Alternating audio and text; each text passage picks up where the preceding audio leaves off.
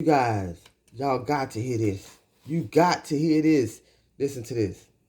And so, can you tell us where are you from and what brings you here today? Okay, I'm from a small borough in Pennsylvania called South Heights.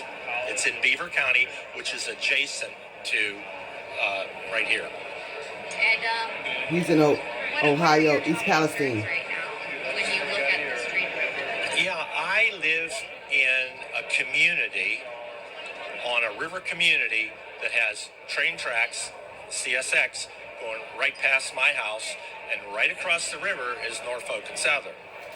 And right down the road is a place called Conway Yards, which is the big interchange between New York and Chicago, to where they shuffle all the trains around and get them to go where they're supposed to go.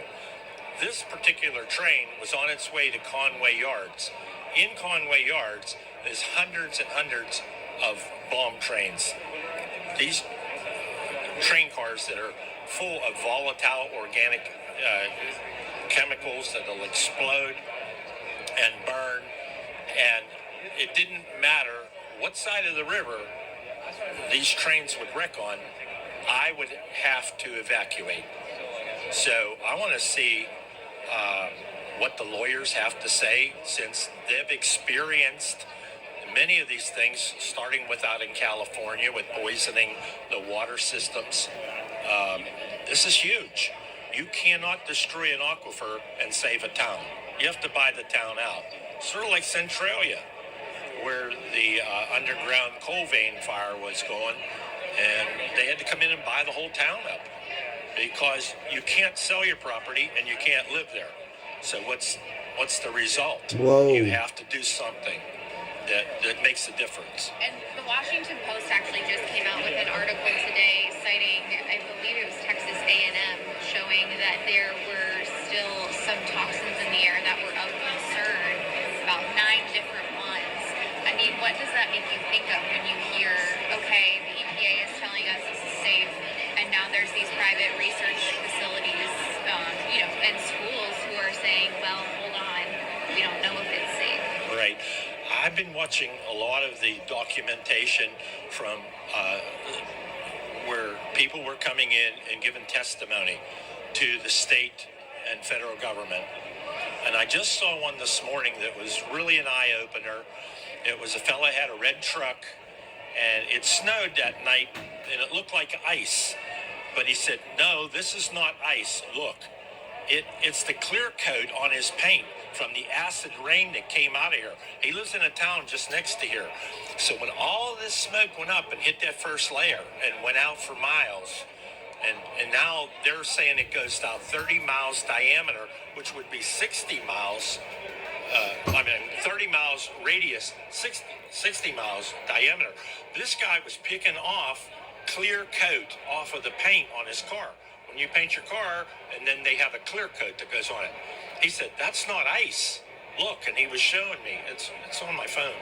So for you, what would you say your biggest concerns are? My skin falling off from acid rain.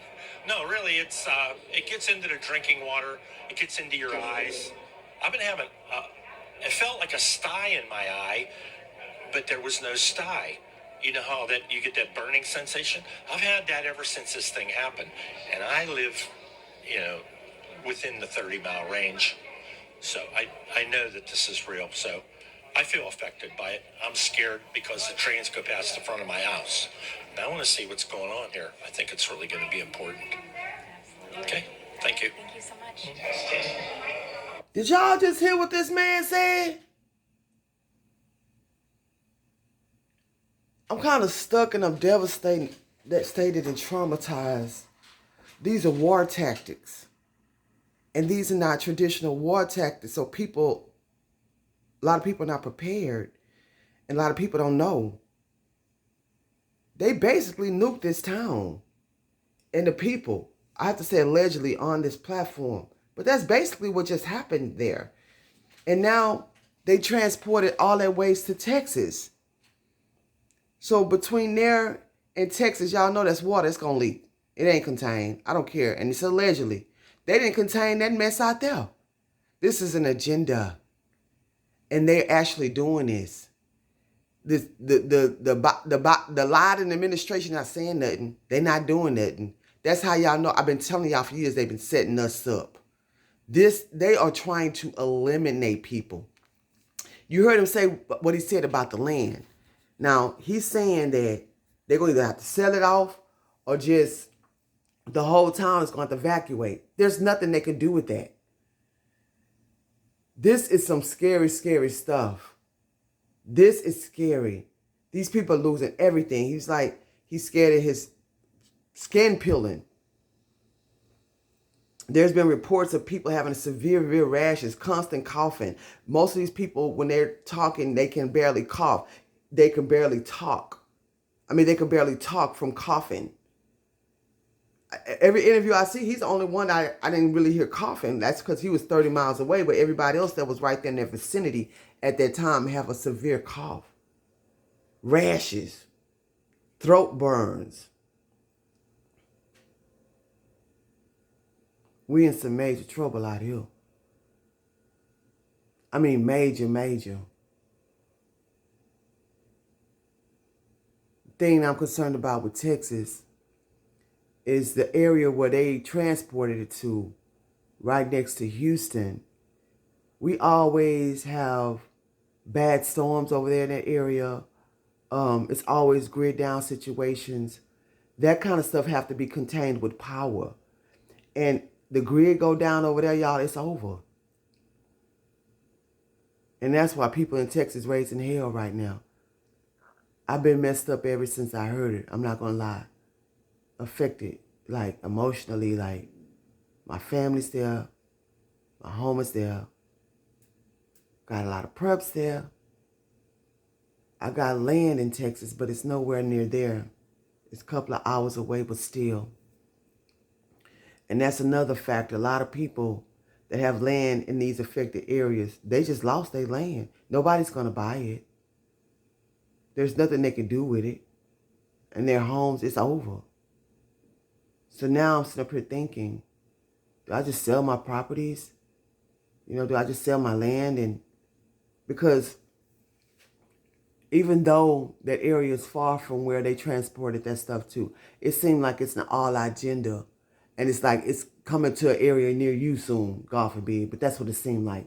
So it seems like we have to prepare ourselves before we take losses, sell some things, you know what I'm saying? And whether you get somewhere where you could be safe or just put it in an emergency fund or get some hard assets, where when or if these things happen to you, you'll be able to have a plan and you can go and you just don't take total losses. Because that's where my mind state is. Okay, before I take a loss, let me either get rid of it or do something to get some money off of it and prepare myself to have to constantly migrate, probably from here to there, to safe areas. Because they're trying to wipe us out, allegedly. Please follow me on Patreon for real, raw, uncut, unfiltered content. I'm praying for all of us. Y'all, please pray for me too. Please support the allegedly and good luck with that t-shirts if you can. All proceeds goes back into the channel. I'm gonna start doing lives every day, y'all, around 6 p.m., 6 to 7 p.m. So you guys can join me. Be careful and safe out there. Get you some gas masks and some hazmat suits. I have some on purpose in. Get some for your children. And as always, watch this world, watch this weather. Get you some eyesight tablets too. That's very important. Because that can save you in case of a nuclear event. And also with these doggone chemicals. And also, I'm about to say, keep you some apple juice. And watch this world, watch the weather. Smell your water. Boil your water before you use it. And keep surviving.